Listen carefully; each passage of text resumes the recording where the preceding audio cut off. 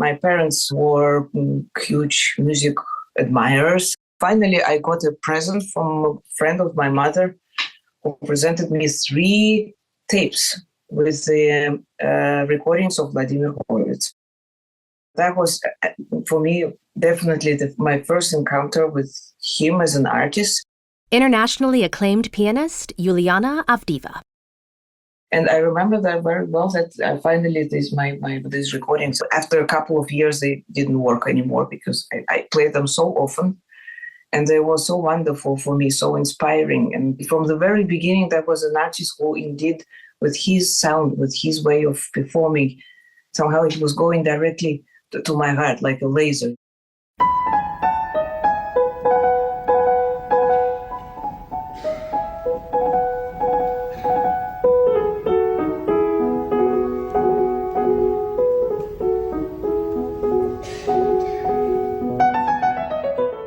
Welcome to If This Hall Could Talk, a podcast from Carnegie Hall. I'm your host, Jessica Vosk, and in this series, we'll look at the legendary and sometimes quirky history of the Hall. From momentous occasions to the eclectic array of world-renowned artists that have taken to the Hall's stages, in each episode, we'll explore unique items from our archives collection and travel back in time to relive incredible moments that have shaped the culture we live in today. In this episode, we talk about the indelible marks made into the stage by the inimitable and exacting pianist, Vladimir Horowitz. Music is first of all, about emotions. Music is there for us to express emotions, to share them not with words, not with body, but with the music. And music is this international language which helps us to communicate with so many people without really speaking their language. So it has to be extremely emotional. And I think that Horowitz had this ability indeed also to put this maybe indeed extreme emotional message into his music. And this is what makes his interpretation. So you love them or you hate them. There is no middle way somehow. Vladimir Horowitz is widely considered one of the greatest classical pianists of all time. Born in Kiev and having lived most of his adult life in New York, he was brilliant on stage.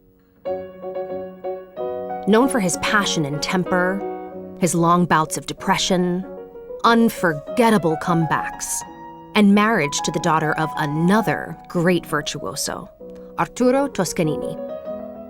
There certainly were swirls of wild stories that surrounded his vibrant life. And most of them are true. They take on an air of legend. Gino Francesconi is the founder of the Rose Archives. People add to them every time they're told. But with Horowitz, in most cases, there's a lot of truth to those stories. Maybe the truest one of all is that he was deeply loved, and Carnegie Hall was a home away from home for him. So much so that they had screws, or as I like to call them, the Horowitz nails, placed into the stage to mark the spot where his piano needed to be placed every time he came back for a concert.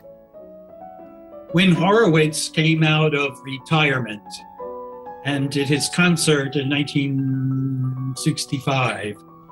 And then they realized that he would be coming back. He actually enjoyed coming out of retirement. And so he had this thing where he would have the stagehands move the piano around until he was happy with the sound.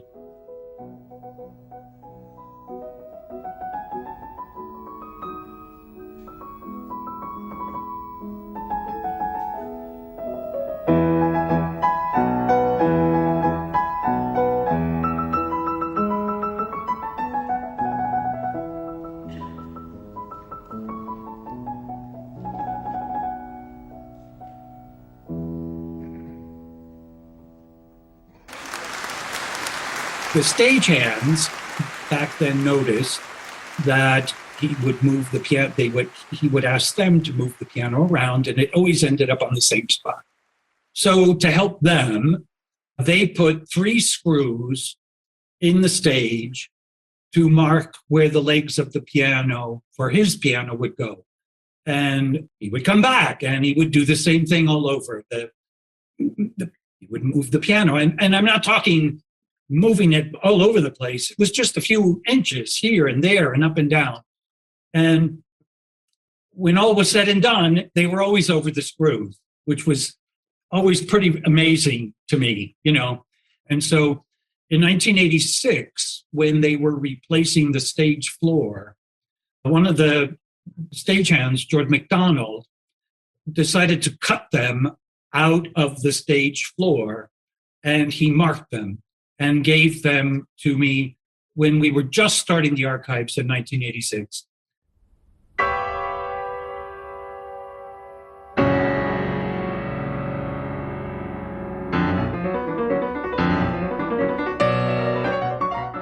It's a block of the stage.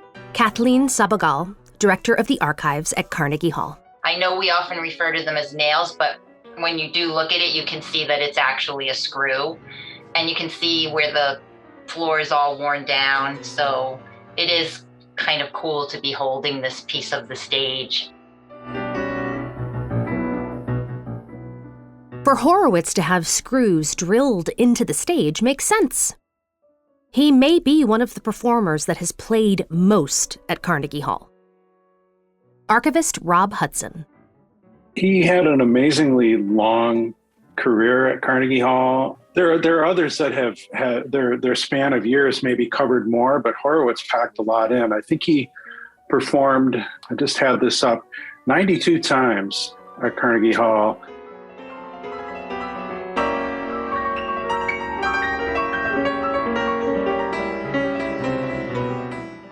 Between his debut in 1928 with the New York Philharmonic, he and Sir Thomas Beecham, the British conductor, both made their U.S. debuts together on this concert.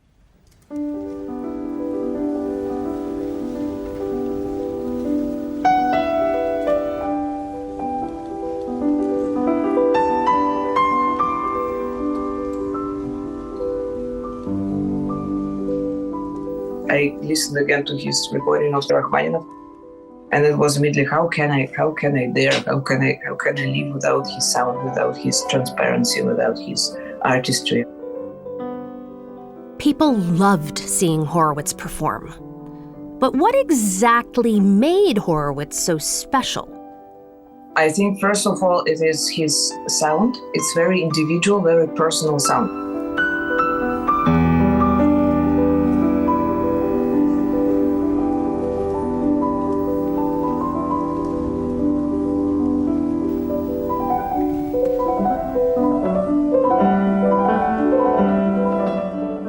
It's easily possible to recognize him as, you know, the singers you can recognize on their voice, right? So you hear the recording, someone singing, you know, this is Maria Callas, for instance. Same with great pianists, and Horowitz definitely has a very individual sound, which is very warm, but at the same time has many different colors in it. Sometimes I would say it's rather dark warm. The phrasing which he uses is indeed very clear. It's like he would be singing, or he would be talking, saying a sentence.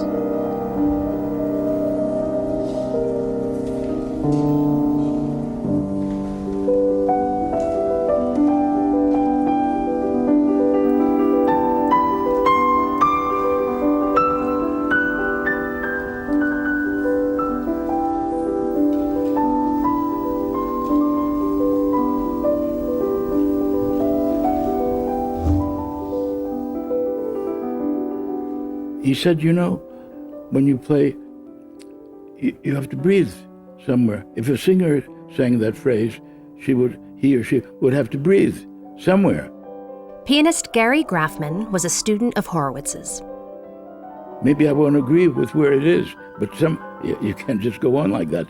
And all wind instruments, you have to breathe somewhere too. You have to make a decision. And even a stringed instrument, you have to decide when to change the bow, go from down to up or up to down, and so forth.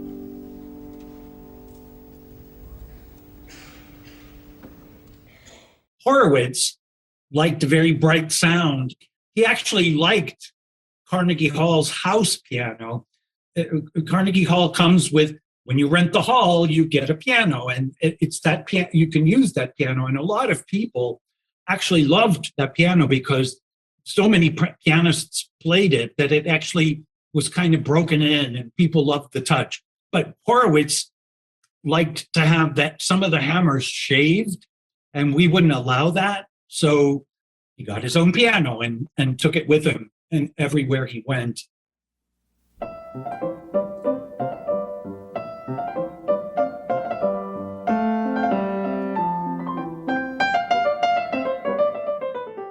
Horowitz came from a great pianistic tradition of great technicians. David Dubal is a pianist, broadcaster, artist, and the author of The Art of the Piano, Evenings with Horowitz. His relationship with Horowitz was profound, and here he reflects on the first time he met him. You can see it now so perfectly. I go into this, it's a 5-story townhouse, 14 East 94th, and everyone there knew that the great Horowitz, the greatest pianist that lived in this century for sure, in most people's minds, lived there, and sometimes you could hear him practice. So I saw this luxurious place, and Mrs. Horowitz had not come down, but I was told exactly that I had to wear a tie, because you never could be permitted into the Horowitz home without a tie. And so it's exactly what I did not do, because I never wore a tie then, and I only wore scarves. And so I put the scarf on, and I said, if the maestro, throws me out, screw him. And so that was it. He comes down, and then what saved me, and I'm sure of it, what saved me is that there was a marvelous little cat on the floor, just rubbing up. And I was down, when the great man came down the stairs, all dressed impeccably, bow tie, of course, because that's what he did. And he saw me caressing the cat and looked at me, and that was it. Proceed then, he said, proceed. So we sat down, and during that time he was having, perhaps this is a musical aside, I was not that interested in Horowitz as a pianist.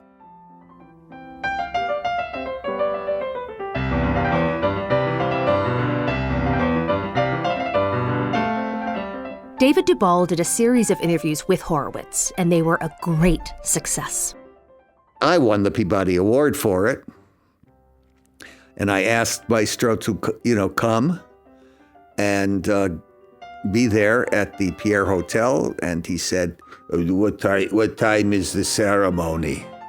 I said, it's at noon, Maestro. No, I don't even get up till 4. So I said, okay, I guess I'll take the award myself. To think of Horowitz, as many said he was, tempestuous, moody, prone to anger, insecure, is remarkable in the context of his exceptional abilities. So here we have, probably in many aspects of piano technique, the greatest of all techniques. Then you have the finest rhythmical sense, way above actually Toscanini's simplistic sense of rhythm compared to Horowitz. His sense of timing, his beguiling manner, or his diabolical, he was able to bring all types of moods that nobody else could.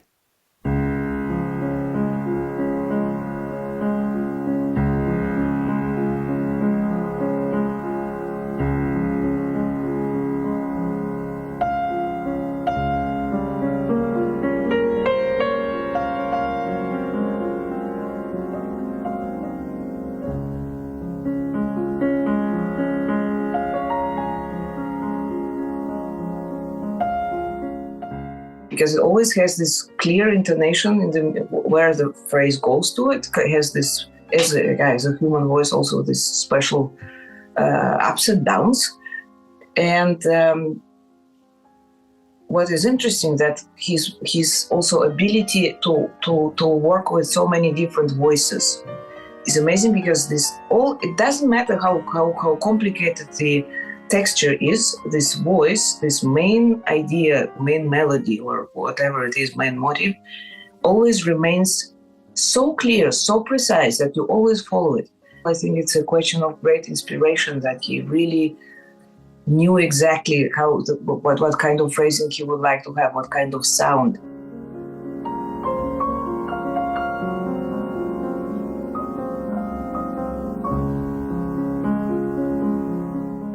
Horowitz understood the concept of the nuanced sound. The piano is not a harpsichord, it's an instrument of inflection, but it also is a monochrome. It does not have the specific qualities of warmth that a violin has, let's say, or a great moment on the French horn even, cello or whatever. The piano is, as Byron Janis calls it, as impersonal as a butler. It's this ability to bring the very complex pianistic textures still to a very clear, very easy to follow line, and still keeping this extreme transparency without being messy, very loud in the sense that you have like a mass of sound. Never happens to him, no record. You know, if you had born deaf and you had 1 hour that they were giving you hearing, it would be best to spend it all with Horowitz. Certainly, you don't need to hear a human word, but to hear one sonata of Horowitz is to also show that he's not just the romantic literature, but he's the greatest player that ever lived.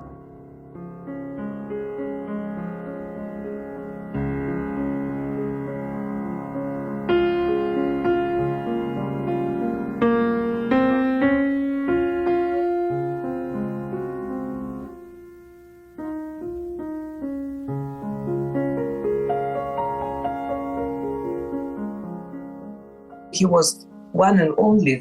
He's like one of the gods of the piano. He's just one of the most legendary performers in our history. And he was awfully pleasant. I played for him, and I already learned something from him on that day. That if that were the only time I'd ever met him, I already would have gotten something out of him. Growing up, only until that strange little period, which I was telling you about when I actually met him. Growing up, there was only Horowitz. I mean, of course I loved Rubinstein, I loved Gilels, I loved all of the people that were coming from Russia. I had more of an education of the old pianists, even early in my life, and it would serve me very well as a teacher at Juilliard, because that class of recordings I did was like legendary. But Horowitz was my boy. Horowitz was everyone's boy. He instilled in all of us the standard of what the piano could be and what music could be from the hands.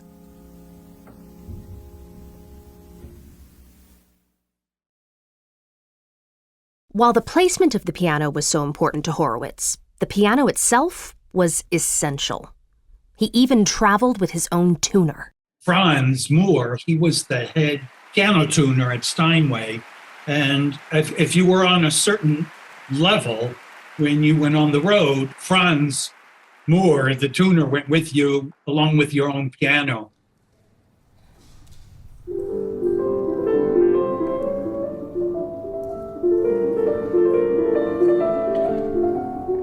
More recently, Juliana was performing at a venue that actually housed one of Horowitz's pianos, and she had the chance to play it. I hear on this piano the qualities, the musical qualities which were important to him, and this was the sound, as I also mentioned from the very beginning. It's never-ending sound. So you touch the key in the middle register, and it sounds forever. It's not like, it's like percussive way of many of modern pianos, that you touch the key and the sound drops off, so it feels like. And there, there is no gap, so it continuously. It's really like a voice. Yes, you take a note, and then it slowly, when the breath goes out, it gets just a little softer, and then it disappears. And this is, of course, an image that also explains this for me, his way of phrasing, his way of also playing difficult polyphonic textures, because it's a completely different listening as well. You listen also as a performer much longer, so you really literally follow the sound from the moment when it is being born till the very last moment when it's disappearing. So it's the entire life of one particular sound. And this is amazing. This is so. It was so inspiring to play it. He had on his piano little framed pictures of people he admired, or friends, or relatives, or I don't remember all of them. But one of them was Rachmaninoff, and it was on this thing, you know, this tripod thing. And he said, "Do you know the Etude Tableau and whatever key it was?" And I said, "You mean this one?" And I played. And I was looking at him. He was behind me on the couch. So I turned around and said, "You mean this one?" And played, about, if there were 50 notes, I played 20 wrong notes. My hand just went into the wrong part of the piano, at which point that picture fell on the floor. And I remember he got pale. of all pictures on the piano, that one should fall when I messed up this Rachmaninoff piece. So there were, funny incidents like that. One time I brought a friend because if the curtains were open and you were on the other side of the street, you could actually look through the windows and see a Picasso hanging over the fireplace. It was actually kind of fun. And people would complain because he practiced at 3:30, 4 o'clock in the morning. So he bought the brownstones on either side so that he could practice whenever he wanted to. His routine, if it was a fairly nice day, would be to walk that half a block into Central Park, sit in the sun a little bit, and then go home. And he loved going down into the village and having coffee and sitting outside and watching people going by, And one time he was down there at a coffee shop with the pianist Ivan Davis, who had just won a major competition. I don't remember which one. And so they were sitting outside having coffee, and Horowitz said to Ivan Davis, "Listen, if anybody comes up to us, I am not Horowitz. I'm not Horowitz." So he said, okay. So at one point, these two young girls are walking by, and they have piano music in their hands, and they slowly stop and they look, and then they keep walking by, and then they come by again, and Horowitz whispered, "Remember, I'm not Horowitz." And at one point, one of the girls comes up to the table and says, "Excuse me, are you Ivan Davis?" So the story goes, Ivan Davis autographed the music saying, "You don't know who's sitting next to me." And then they laughed. But Horowitz was taken aback at this, and with his insecurity issues that he had his whole life. At one point, when he started to make records, he wasn't going to give concerts yet, but RCA, and I was with RCA Records too, and on a different level, of course. And they wanted him to make some more popular music and mentioned some pop tunes that they wanted him to arrange in any way he wanted to arrange it, but to include that, and he refused. And then there was a purge at RCA. They dropped certain artists whose records were not selling all that much, including mine. So I called him, and I said, "RCA just dropped me." He said, "Yeah, me too." And I said, "That's impossible." I said, "It's impossible." No, they wanted me to do that, and I told them exactly what I thought of them, and slammed the phone down.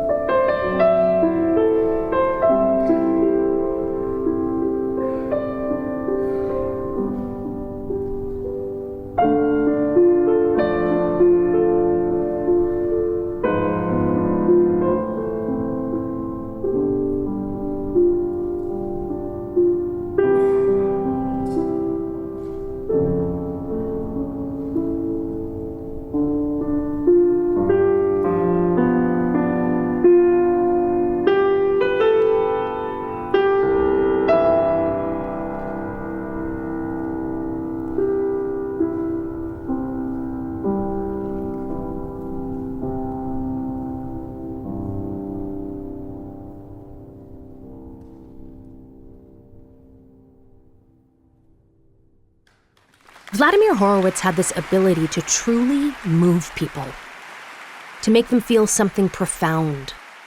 And he was somehow accessible, being able to touch a universal place within all of us, something that music is so good at doing.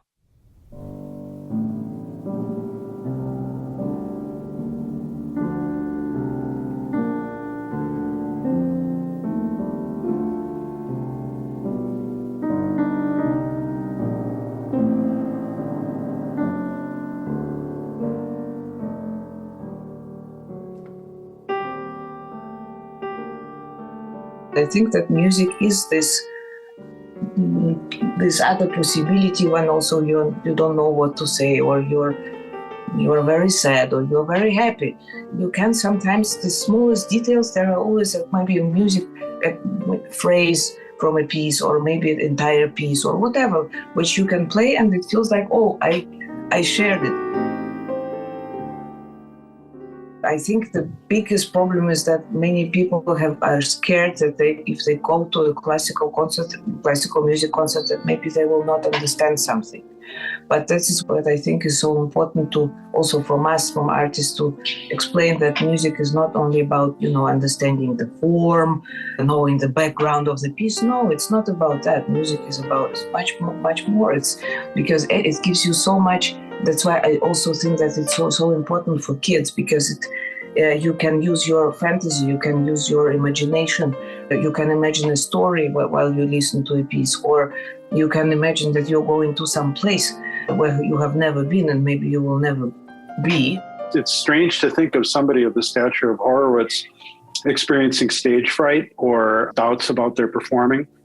With Horowitz, I guess I'm not so sure that it was stage fright, but he would have these doubts about whether he was really as good as people were saying or whatever. So one of the biggest retirements was 12 years long, between 1953 and 1965. So upon his return, people were wrapped around the block trying to get tickets. People waited in line for days. In the days when you could only get tickets at the box office, sometimes the line would go down to 6th Avenue and then around the corner and then back up to the backstage of the hall. And it's kind of a fun story that Vladimir Horowitz and his wife Wanda, who was Toscanini's daughter, would sometimes come by and serve coffee and donuts to people waiting in line, which is really sweet, Having an actual piece of the stage, the very one that Horowitz played on, that so many people have played on, is remarkable. That it's so incredibly specific to Carnegie Hall. And it ties Horowitz to Carnegie Hall in a way that nothing else can, and to no other place. More almost than a photograph or a concert program. I mean, it's literally a piece of Carnegie Hall.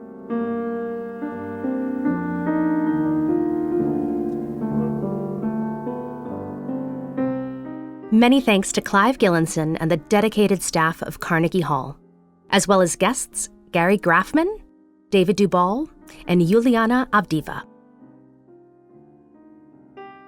If This Hall Could Talk is produced by Sound Made Public, with Tanya Katenjian, Philip Wood, Emma Vecchione, Sarah Conlisk, Alessandro Santoro, and Jeremiah Moore. Lead funding for the digital collections of the Carnegie Hall Susan W. Rose Archives has been generously provided by Carnegie Corporation of New York, Susan and Elihu Rose Foundation, and Mellon Foundation, with additional support from the National Endowment for the Humanities, the National Film Preservation Foundation, and the Metropolitan New York Library Council. Our show is distributed by WQXR. We'd like to thank our partners there, including Ed Yim and Elizabeth Nunemaker. If you like what you hear, please support the show by sharing it with your friends and leaving us a review and a rating on your favorite podcast platform. And if you happen to come across some special artifact from the history of Carnegie Hall, let us know. You can reach us at ifthisHallCouldTalk@carnegiehall.org. We're always on the lookout. Thanks for listening. I'm Jessica Vosk.